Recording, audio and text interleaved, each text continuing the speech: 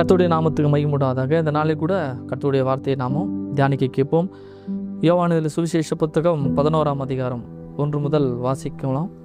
மரியாளும் அவள் சகோதரனாகிய மார்த்தாலும் இருந்த பெத்தனியா கிராமத்திலுள்ளாகிய லாசரு என்னும் ஒருவன் வியாதிப்பட்டிருந்தான். கர்த்தருக்கு பரிமள தைலம் பூசி தன் தலைமையால் அவருடைய பாதங்களை துடைத்தவள்.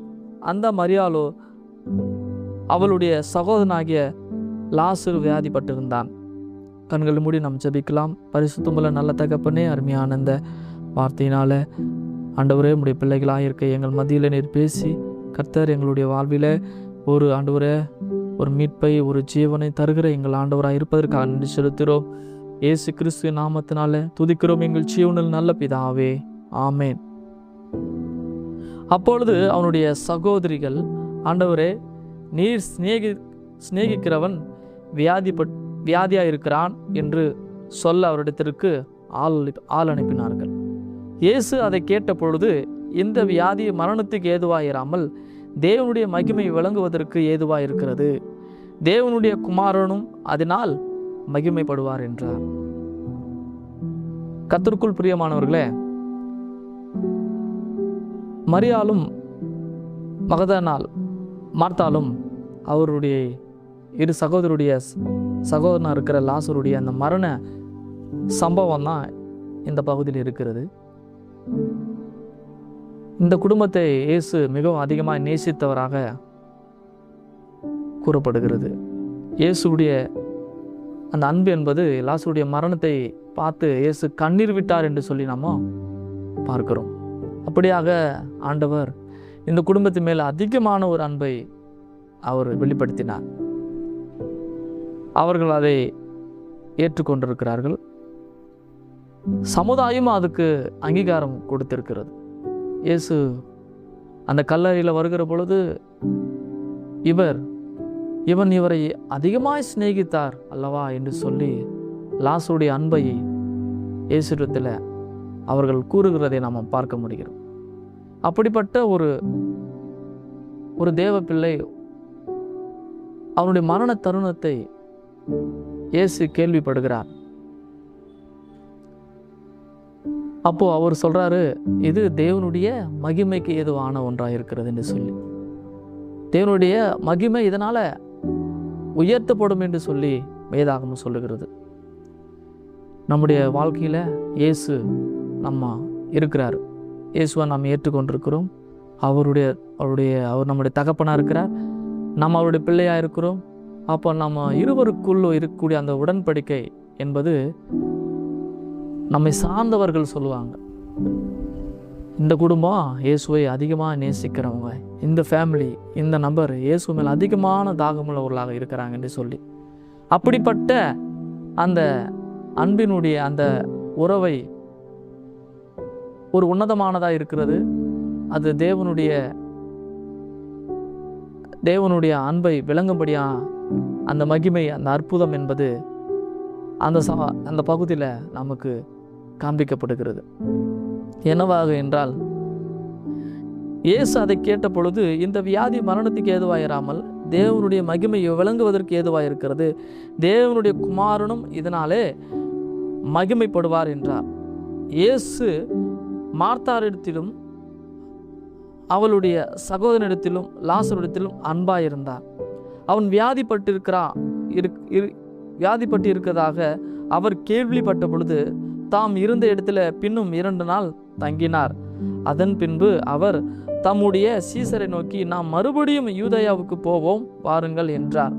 அதற்கு சீசர்கள், ரபி, இப்பொழுதுதான் யூதேயா உம்மை கல்லேறிய தேடினார்களே, மறுபடியும் நீர் அவ்விடத்திற்கு போகலாமா என்றார்கள். இயேசு பிரதியுத்தமாக, பகலுக்கு 12 மணி நேரமும் இல்லையா? ஒருவன் பகலிலே நடந்தால் அவன் இந்த உலகத்தில் வெளிச்சத்தை காண்கிறபடியினால் இடரமாட்டான். ஒருவன் இரவிலே நடந்தால் தன்னிடத்தில் வெளிச்சம் இல்லாதபடியால் அவன் இடருவான். அப்போ இயேசு இந்த சம்பவத்தை கேள்விப்பட்டு மறுபடியும் அவர் என்ன பண்றாரு, ஊழியத்துக்கு கிளம்புறாரு. எனக்கு அருமையானவர்களே, 2 நாள் தாமதம் பண்ணி தான் அவர் என்ன பண்றாருன்னா அந்த இடத்துக்கு வராரு. வரும்பொழுது அந்த கூட்டத்தால் மத்தியில் மார்த்தாலும் மரியாலும் ரொம்ப அதிகமாக கவலையோடு ரொம்ப அவங்க வேதனைப்பட்டு கண்ணீரோடு அவங்க சொல்கிறாங்க, ஆண்டவரே நீங்கள் இங்கே இல்லை, நீங்கள் இங்கே இருந்திருந்தா என் சகோதரன் மரிச்சிருக்க மாட்டான் என்று சொல்லி ஸ்டேட்மெண்ட் அவங்க சொல்கிறாங்க. நமக்கும் பாருங்கள், நமக்கு வரும் பிரச்சனையை பார்த்து நம்ம என்ன சொல்கிறோம், ஆண்டவர் நம்மக்கிட்ட இல்லாததுனால தான் இவ்வளோ பாடு, நம்ம ஆண்டவர் நம்ம விட்டு நம்ம தூரம் போயிட்டுமா என்கின்ற ஒரு மனசோர்வு, ஒரு கேள்வி நம்முடைய வாழ்வில், நம்ம ஆவிக்குரிய வாழ்க்கையில், நம்முடைய குடும்பத்தில், இதனால் பலவிதமான சூழ்நிலை நம்ம ரொம்ப அகப்பட்டு கண்ணீரோடு வியாகுலத்தோடு நம்ம காணப்படுறோம். இவைகளை அவர் சொல்லிய பின்பு அவர்களை நோக்கி, தம்முடைய சிநேகிதனாகிய லாசரு நித்திரையாக இருக்கிறான், நான் அவனை எழுப்ப போகிறேன் என்றார். அதற்கு அவருடைய சீஷர்கள், ஆண்டவரே, நித்திரையாக இருந்தால் சுகமடைவான் என்றார்கள். இயேசுவானவர் அவருடைய மரணத்தை குறித்து அப்படி சொன்னார். அவர்களோ நித்திரை செய்து இளைப்பாறுகிறதை குறித்து சொன்னாரோ என்று நினைத்தார்கள். கடவுள் சொல்லுகிற அந்த காரியம், அந்த அவர் செய்ய போகிற அந்த அற்புதத்தை அவர் தூங்குகிறார் என்று சொல்லுகிறாங்க. ஆனால் எனக்கு அருமையானவர்கள், அந்த சீஷர்கள் தூங்குகிறாருன்னா அப்போ எழுந்திருக்காருல்ல, நம்ம ஏன் அங்கே போக வேணும் அப்படின்ற மாதிரி அவங்க பேசுகிறாங்க. எனக்கு அருமையானவர்களே, தேவனுடைய பார்வையில் நம்ம மரித்தாலும் அவருடைய பார்வையில் நம்ம எப்படி இருக்கிறோன்னா தூங்குகிறவராக இருக்கிறோம். இயேசு வரும்போது கர்த்தருக்குள் மரித்தவர்கள் முதலாவது எழுந்திருப்பார்கள். இந்த பகுதியில் இருக்கிற லாசரு இயேசுக்குள்ள அன்பாக இருந்து அவர் என்ன பண்ணியிருக்கிறாரு, மரிச்சிருக்கிறார். அதனால் இயேசு அவர் வந்து அவரை எழுப்பும்படி வரப்போகிறார். அல்லேலூயா. அவருடைய உயிர் தெழுதலை இந்த இடத்துல சுட்டி காண்பிக்கிறார். இயேசு கிறிஸ்துவுக்குள் மரிக்கிற பிள்ளைகளை உயிரோடு கூட எழுப்புகிறதை இயேசு இந்த இடத்துல திருஷ்டாங்கப்படுத்துகிறதை, வலியுறுத்துவதை அவருடைய அற்புதத்தின் மூலமாக அதை வந்து என்ன பண்ணுறார், காண்பிக்கிறார். நம்ம நினைக்கிறோம் ஒரு மனுஷன் உயிரோடு எழும்புறது என்பது ஆச்சரியமான ஒரு விஷயம். நிறைய பேர் சொல்லுவாங்க, கோமாவில் இருந்தாங்க. என்னுடைய சகோதரன் ஒரு முறை அந்த மின்சாரத்தில் தாக்கி அவருடைய உயிர் மேலே போனதை அவர் உணர்றாரு. சபையில் இருக்கிறவங்க எல்லாருமே அந்த இடத்துல கூடி ஜெபிக்கிறாங்க, மேலே கை வச்சு அழுத்துறாங்க.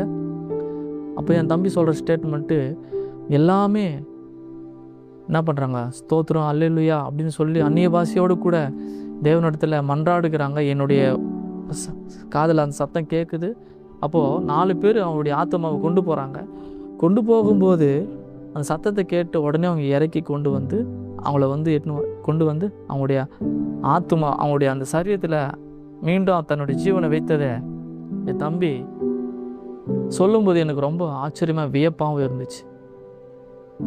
காரணம் என்ன, கிறிஸ்துவுக்குள்ளே நாம் இருப்பதனால கடவுள் அவருடைய பிள்ளைகளை இப்படிப்பட்ட ஒரு ஆபத்தில், இப்படிப்பட்ட சூழ்நிலையில் மறுபடியும் அவர்களை மீட்டு எடுக்கிற நல்ல ஆண்டவராக நம்முடைய தேவன் இருக்கிறார் என்பதை நாம் ஒருபோதும் கலக்கம் அடையக்கூடாது. அவர் பாருங்க, அவர் விசுவாசிக்கிறவன் மரித்தாலும் பிழைப்பான் என்று எழுதியிருக்கிறது. அந்த தேவனை நாம் ஆராதித்து கொண்டிருக்கிறோம். அந்த ஆண்டவர் மேலே நம்முடைய அன்பை வைத்திருக்கிறோம். ஆகையினால் நாம் எந்த வகையிலும் யார் என்ன சொன்னாலும் கடவுள் மேலே நம்ம உறுதியானவர்களாக இருக்கணும். இயேசு பாருங்க, அந்த சகோதரன் மேலே என்ன பண்ணுறாருன்னா அன்பு செலுத்துகிறதை நாம் பார்க்க முடிகிறது. அவள் அழுகிறதை, அவளோடு கூட அந்த யூதர்கள் அழுகிறதையும் இயேசு கண்டபோது ஆவியிலே கலங்கி துக்கமடைந்து அவனை எங்கே வைத்தீர்கள் என்றார். ஆண்டவரை வந்து பார் என்றார்கள். இயேசு கண்ணீர் விட்டார். அப்பொழுது யூதர்கள், இதோ இவர், அவனை எவ்வளவாய் சிநேகித்தார் என்றார்கள். அவர்களில் சிலர், குருடனை கண்களை திறந்தவர் இவர், இவனை சாகாமல் இருக்க பண்ணவும் கூடாதா என்றார்கள். அப்பொழுது இயேசு மறுபடியும் தமக்குள்ளே கலங்கி கல்லறிடத்திற்கு வந்தார். அது ஒரு குகையில் இருந்தது. அதன் மேல் ஒரு கல் வைக்கப்பட்டிருந்தது. இயேசு, கல்லை எடுத்து போடுங்கள் என்றார். மரித்தவனுடைய சகோதராகிய மார்த்தாள் அவரை நோக்கி, ஆண்டவரே, இப்பொழுது 4 நாளாயிற்றே என்றார். இயேசு அவளை நோக்கி, நீ விசுவாசித்தால் தேவனுடைய மகிமையை காண்பாய் என்று நான் உனக்கு சொல்லவில்லையா என்றான். பாருங்க, கர்த்தருடைய வார்த்தை நம்முடைய இருதயத்தில் எப்பொழுதுமே இருக்கணும். ஏன்னா கடவுள் பாருங்கள், அவருடைய வார்த்தையை கொண்டு நம்மளை என்ன பண்ணுறாரு? மீட்கிறார். வசனம் ஒரு மனுஷனை என்ன பண்ண? உயிர்ப்பிக்கும். ஒரு வசனம் ஒரு மனுஷனை கட்டி எழுப்பும். கர்த்தருடைய வார்த்தை ஒரு மனுஷனை என்ன உயிர்ப்பிக்கும், அவனை உருவாக்கும், அவனை இன்னும் டெவலப்மெண்ட் பண்ணும். ஏன்னா அதை நம்முடைய இருதயத்தில், நம்மளுடைய உள்ளத்தில் அதை நம்ம விசுவாசித்து அவர் மேல் நம்ம எப்படி இருக்கணும்? நம்பிக்கை உள்ளவர்களாக இருக்கணும். அதை தான் அவர் கேட்குறாரு, நீ விசுவாசித்தால் தேவனுடைய மகிமையை காண்பாய். உலகம் சொல்கிறதெல்லாம் நம்ம கேட்கக்கூடாது, சொந்தம் சொல்கிறத கேட்கக்கூடாது, தாய் தகப்பனார் சொல்கிறத கேட்கக்கூடாது. வேதாகம் என்ன சொல்லுது? வேதாகம் என்ன? பிள்ளைகளுக்கு பெற்றோருக்கு கர்த்தருக்குள் கீழ்ப்படியுங்கள். அதுதான் பாரு, வேதாகமத்தின்படி நம்ம சார்ந்தவர்களை நம்ம என்ன பண்ணோம்? மதிக்கணும். அவங்களுடைய வார்த்தையை நம்ம கேட்கணும். அப்போது வார்த்தை தான் முதல்ல நமக்கு ஆறுதலாகும், தேறுதலாகும், நம்மை உயிர்ப்பிக்கிறதாக இருக்கிறது. இயேசு அந்த குடும்பத்தில் ஒரு தலைவராக இருந்தார். இயேசு அந்த குடும்பத்தில் ஒரு வழிகாட்டியாக இருந்தார். அந்த குடும்பம் இயேசுவால் தேர்ந்தெடுக்கப்பட்ட ஒரு குடும்பம். இன்றைக்கி உங்கள் குடும்பமும் சரி, என்னுடைய குடும்பமும் சரி, இயேசுவால் தேர்ந்தெடுக்கப்பட்ட ஒரு குடும்பமாக இருக்கும் பொழுது நம்முடைய குடும்பத்தில் எவ்வளோ பெரிய பிரச்சனை வந்தாலும், எவ்வளோ பெரிய போராட்டங்கள் வந்தாலும் இயேசு நிச்சயம் நம்முடைய மீட்க வல்லவராக இருக்கிறார். கண்கள் மூடி நம்ம ஜெபிக்கலாமா? பரிசுத்தமுள்ள நல்ல தகப்பனே, அருமையான இந்த நாளில் இந்த வார்த்தையோடு கூட அடியனாகிய எங்களை சார்ந்த பிள்ளைகளை நீர் ஆண்டவரே, உம்முடைய பிள்ளைகளாக ஆண்டவரே, உடைய நாமத்தில் விசுவாசிக்கிற பிள்ளைகளாக எங்களை அழைத்து கொண்டு வந்ததற்காக நன்றி செலுத்துகிறோம்.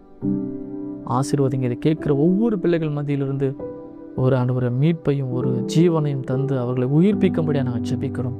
அவர்கள் ஆத்துமாவில் மரித்து போயிருந்தாலும் ஆண்டவரே அவர்களை மீட்கும்படியாய் அவங்களுடைய குடும்பத்தில், அவங்களுடைய சமுதாயத்தில் நீர் கடந்து போய் அவர்களை அப்பா ஏதோ வாசப்பிலிருந்து கதவை தட்டுகிறேன், எவன் சத்தத்துக்கு செவி கொடுப்பானோ என்று சொல்லுகிற உம்முடைய வார்த்தையின்படி அவர்களை மீட்டு அவளோடு கூட நீ வாசம் பண்ணுகிற தேவன் என்பதை நாங்கள் விசுவாசிக்கிறோம்.